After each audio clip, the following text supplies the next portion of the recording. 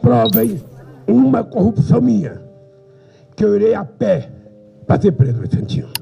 Eu não sei como é que alguém consegue escrever quase 300 páginas a não dizer absolutamente nada de prova contra a pessoa que ele quer acusar.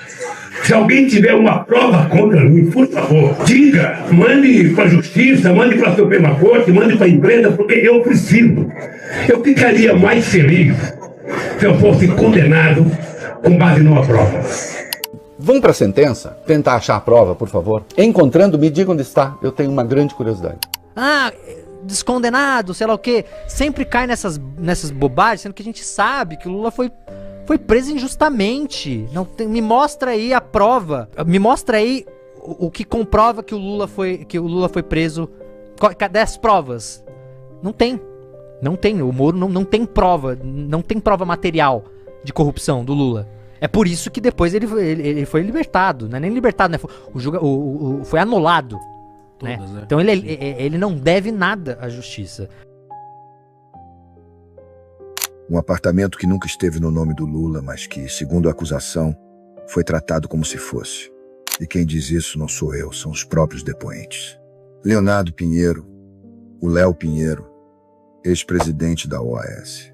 Naquela época, em 2009, foi dito para mim, o apartamento triplex, essa unidade é uma unidade específica, você não faça nenhuma comercialização sobre ela. Isso pertence à família do presidente. Diz que era deles. Palavra de delator. Sozinha não condena. Mas não parou aí. Tem e-mail interno da OAS. Registro de obra. Planilha. Nome de engenheiro. Elevador privativo. Cozinha planejada. Troca de revestimento. Tudo anotado como projeto Guarujá. Tudo pago pela construtora. Tem relato de visita. Lula foi ao apartamento. Marisa Letícia foi mais de uma vez. Mediu espaço. Opinou em acabamento. Questionou reforma. Isso consta nos autos. Isso foi dito em juízo. Tem funcionário da OAS. Tem diretor. Tem engenheiro. Gente dizendo que a obra não era padrão. Que foi personalizada. Que não era para vender no mercado. Porque o dono real era Lula. A acusação juntou tudo isso e disse: vantagem indevida. Disse que a OAS fez porque queria manter contrato com a Petrobras. Essa foi a narrativa. O presidente saiu do Planalto, mas o acervo não tinha onde ficar. Cerca de 10 a 11 contêineres, com milhares de itens e cartas. Quadro. Presente oficial, tralha fina, coisa de Estado. E aí alguém pergunta: capitão, quem pagou essa conta? A OAS. Durante 5 anos. 5 anos, parceiro. Armazenamento, transporte, manutenção. Não foi um favorzinho, não. Foi R$1.300.000. E não era notinha de padaria, não. Tinha notas fiscais, comprovantes bancários, troca de mensagens, planilhas internas. E que o presidente tinha recebido ao longo do período dele no cargo diversas condecorações, diversas coisas que não seriam de uso pessoal, mas que fariam parte do acervo desse museu. Se eu poderia arcar com esse armazenamento e fazer os pagamentos. E eu autorizei a empresa, que fez um contrato com a Graneiro, e nós pagamos isso durante alguns 2 ou 3 anos, aproximadamente. Sai de empresa ligada ao OAS. Entra em empresa de logística. Tem recibo, tem TED, tem contabilidade. Não tem o nome Lula na nota? Óbvio que não, porra. Crime sofisticado não vem com CPF no rodapé. Agora escuta essa parte com atenção. Acervo presidencial é do Estado, não é coleção particular. Então, se empresa privada banca isso por anos, ou é favor ilegal, ou é vantagem indevida, ou é corrupção disfarçada de logística. Escolhe o nome. A defesa grita. Não tem contrato. Não tem pedido direto. Delator não prova nada. E eu respondo como policial. Delator sozinho não prova. Delator mais documento prova pra caramba. Isso aqui não é sobre um depósito. É sobre quem paga a conta quando o poder sai de cena. Porque ninguém gasta R$1.300.000 por 5 anos sem esperar retorno. No mundo real, Favor desse tamanho não é gratuito. E quem não entendeu isso, nunca operou no submundo do poder. Segundo as investigações, o sítio em Atibaia era frequentado pela família do presidente.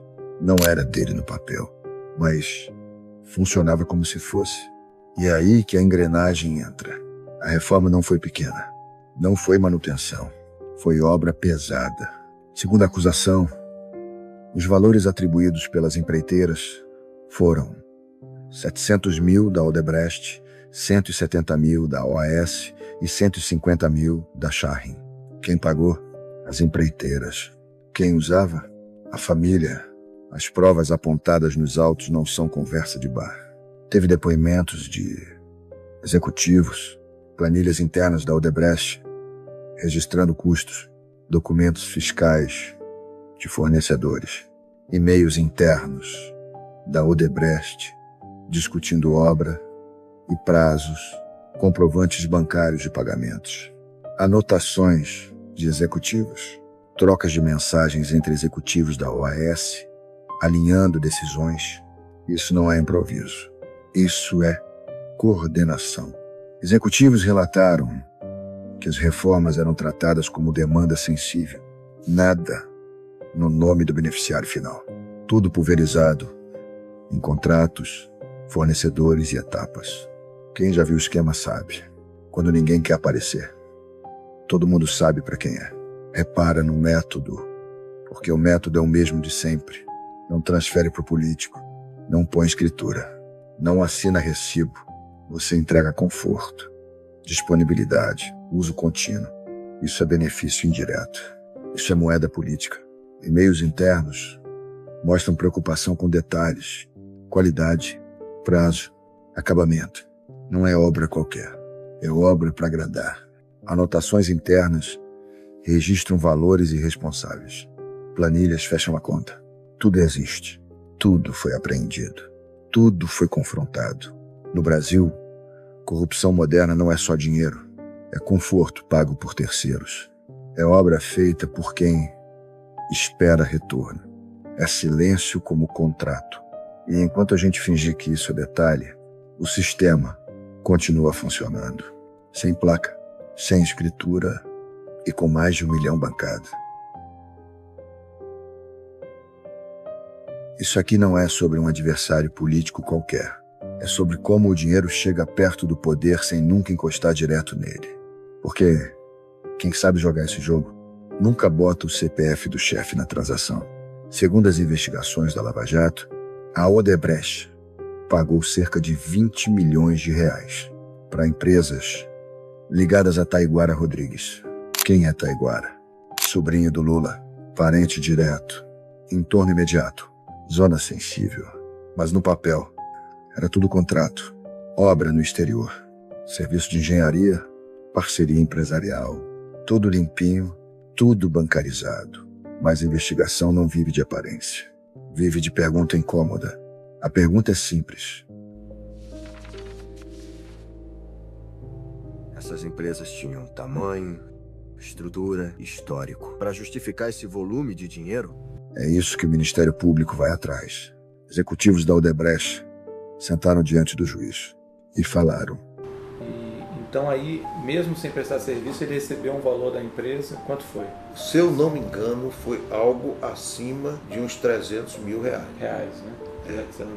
Cerca de 150 a 200 mil dólares, é bem possível que seja por Ele aí. recebeu como esse valor? Não sei te falar. E-mails internos da Odebrecht. Discussão de contrato. Cuidado com linguagem. Preocupação com justificativa. Ninguém escreve. Tô pagando para agradar político. Mas quem já viu corporação por dentro, sabe. Quando o texto fica cuidadoso demais, é porque o assunto é explosivo. E os pagamentos existem. Transferência bancária, registro contábil, dinheiro rastreável. Não é caixa de sapato. Não é mala. É pior, é formal o suficiente para parecer normal. E sensível demais para ser só negócio. Repara no método. Não vai pro Lula. Vai pro sobrinho. Não é doação. É contrato. Não é crime. Óbvio. É benefício indireto. Isso aqui não é amadorismo. Isso aqui é engenharia de influência. Politicamente, isso é dinamite, porque mostra como o poder continua funcionando.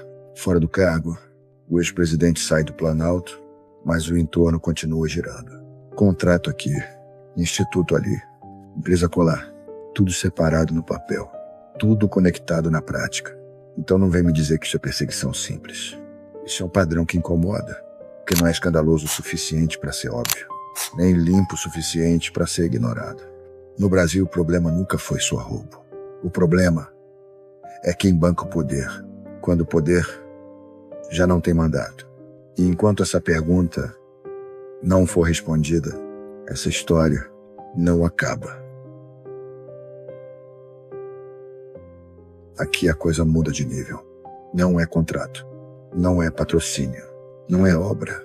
Segundo as investigações, aqui o dinheiro não passa por banco. Aqui o dinheiro anda em espécie. O nome é Frei Chico, irmão do Lula, sindicalista histórico. E o que aparece nos autos? Mesada, dinheiro vivo, cerca de 3 a 5 mil por mês, segundo a acusação. Isso aparece em planilhas internas da Odebrecht. Planilhas que o próprio grupo empresarial reconheceu como autênticas. No âmbito das colaborações premiadas. Nada de apelido confuso aqui. Nada de metáfora poética. Nome, valor, registro interno. Executivos da Odebrecht sentaram, prestaram depoimento e disseram: pela promoção do irmão, né? E aí nós mantive uma mesada para ele durante esses 13 últimos anos. Foi uma opção da empresa, mas o Lula sempre soube que ele tinha uma ajuda nossa, sempre soube. E aí eu dava essa ajuda trimestralmente, durante muito tempo correspondia a 3 mil reais, ou seja, cada trimestre eu dava 9 mil reais para ele. Depois de um certo tempo, aí ele veio pedir um reajuste, e aí ajustamos aí para 5 mil reais por mês. Não é um delator isolado falando besteira. São relatos convergentes, confirmados por documentos corporativos apreendidos. E agora repara no método. Porque o método entrega tudo. Não vai pro Lula. Vai pro irmão. Não é transferência. É dinheiro vivo. Não é evento isolado. É recorrência. Isso não é erro contábil. Isso é decisão operacional. Por que dinheiro em espécie? Porque dinheiro em espécie não deixa rastro bancário. Porque dinheiro em espécie não explica origem. Porque dinheiro em espécie é o último estágio da ocultação. Quem trabalha com o esquema sabe exatamente quando abandonar o sistema financeiro. Politicamente, isso é devastador, porque desmonta a narrativa do isolamento. Mostra que o entorno familiar não estava à margem da engrenagem. Contrato para o sobrinho, patrocínio para o filho, dinheiro vivo para o irmão. Cada peça separada até tenta se explicar. Mas juntas formam um padrão difícil de ignorar. No Brasil, corrupção moderna não precisa de assinatura. Ela precisa de confiança. Confiança de que o dinheiro vai chegar, onde não pode aparecer. E quando chega em espécie, é porque alguém sabia exatamente o que estava fazendo. Isso aqui não é sobre fé. Não é sobre sindicato. Não é sobre ideologia.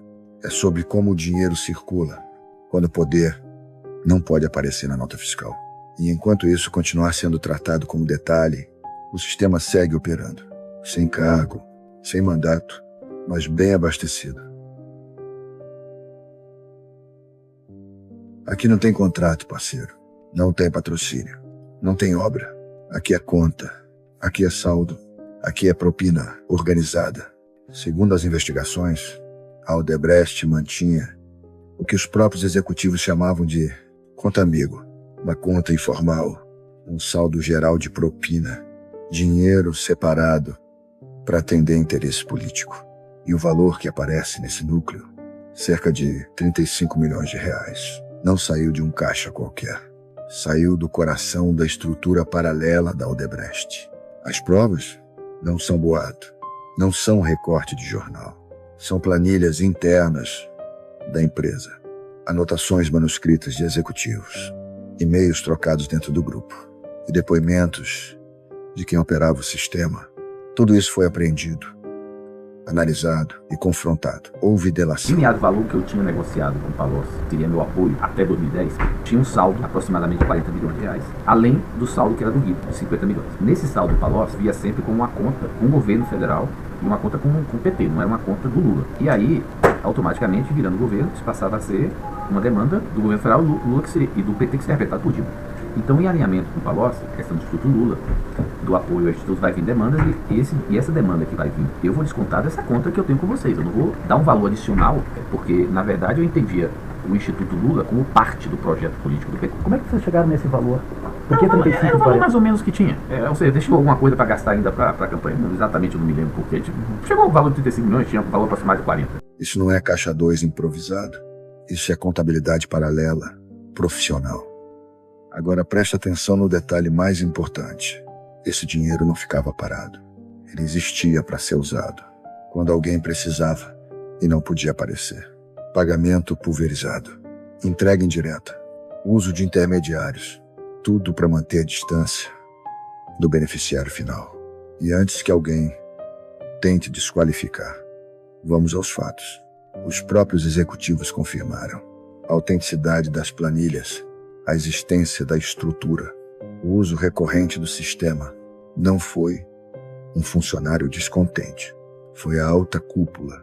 Politicamente, isso aqui é o centro da coisa, porque quando existe saldo de propina, significa que o crime deixou de ser episódico e virou sistema. Ninguém cria conta amigo para um favor só.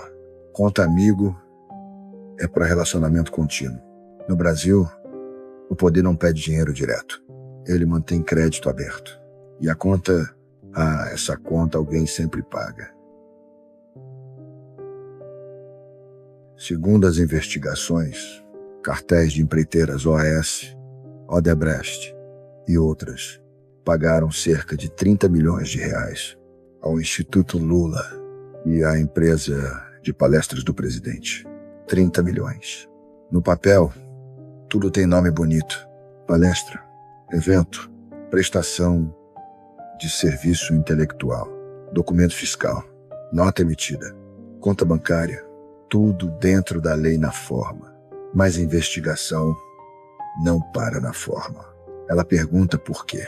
A acusação aponta que esses pagamentos não vinham de empresas isoladas, mas de um conjunto coordenado de grandes empreiteiras, que mantinham interesses diretos com o poder público.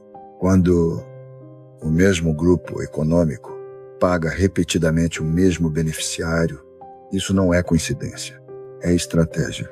As provas listadas nos autos são claras quanto à materialidade. Documentos fiscais do Instituto e da empresa de palestras, comprovantes bancários das transferências, e-mails internos da Odebrecht, discutindo valores, datas e enquadramento, anotações de executivos sobre pagamentos e expectativas, trocas de mensagens de executivos da OAS tratando do mesmo tema. Nada disso é boato. Tudo isso existe. Foi apreendido e analisado. Delatores destacavam a Odebrecht. Ele me disse que estavam procurando uma área, ele tinha procurado a Odebrecht para a estruturação do Instituto Lula. As últimas conversas que tive com ele praticamente, quer dizer, à época, né? Depois eu me encontrei com ele em outras situações, mas era o objetivo de, no curto prazo, colocar o Instituto funcionando para que o ex-presidente Lula, saindo do governo, tivesse um espaço para continuar suas atividades. A empreiteira Odebrecht compunha o cartel de empreiteiras? Sim, fazia parte. Desde quando? Bom, como eu narrei da outra vez, eu assumi esta área, né, dentro da empresa que eu trabalhava, que é a Camargo Corrêa, em 2008, né, quer dizer, e quando eu assumi ela já fazia parte do cartel. Mas as empresas que mais tinham influência eram Odebrecht, Camargo Corrêa, Andrade, talvez sejam, e o TC. A Odebrecht então tinha papel de destaque? Tinha. Ninguém falou em propina direta, porque não era assim que o sistema operava. Era mais inteligente. Repara no método. Não é dinheiro escondido, é dinheiro exposto, mas justificado. Não é suborno clássico. É remuneração contínua de influência. Você não compra uma decisão. Você mantém relacionamento. E-mails internos da Odebrecht mostram preocupação com valores adequados, frequência dos pagamentos, impacto político. Quando o executivo escreve sobre retorno institucional, não está falando de PowerPoint. Está falando de acesso. Isso é o coração da engrenagem, porque mostra como o poder continua sendo financiado de forma legal, na aparência, e sensível no conteúdo. Instituto, palestra, transferência bancária. Tudo limpo, tudo rastreável, tudo conectado. No meu país. Corrupção moderna não precisa de dinheiro escondido. Ela precisa de nota fiscal. E de um bom motivo. Escrito no campo, descrição do serviço. E enquanto a política aceitar que grandes grupos econômicos financiem permanentemente a influência de líderes fora do cargo, o sistema continua rodando. Sem escândalo, sem mala, sem culpa formal, mas com 30 milhões circulando. Em 2025, você assistiu à manobra no judiciário e ficou sabendo que o Supremo anulou tudo. Todas as provas e depoimentos foram arquivadas pelo STF. No Brasil, corrupção moderna não precisa roubar. Ela precisa manter influência, manter acesso, manter crédito aberto. É menos escandaloso, é mais eficiente. E enquanto o debate ficar preso em defender pessoas ou atacar nomes, o sistema agradece.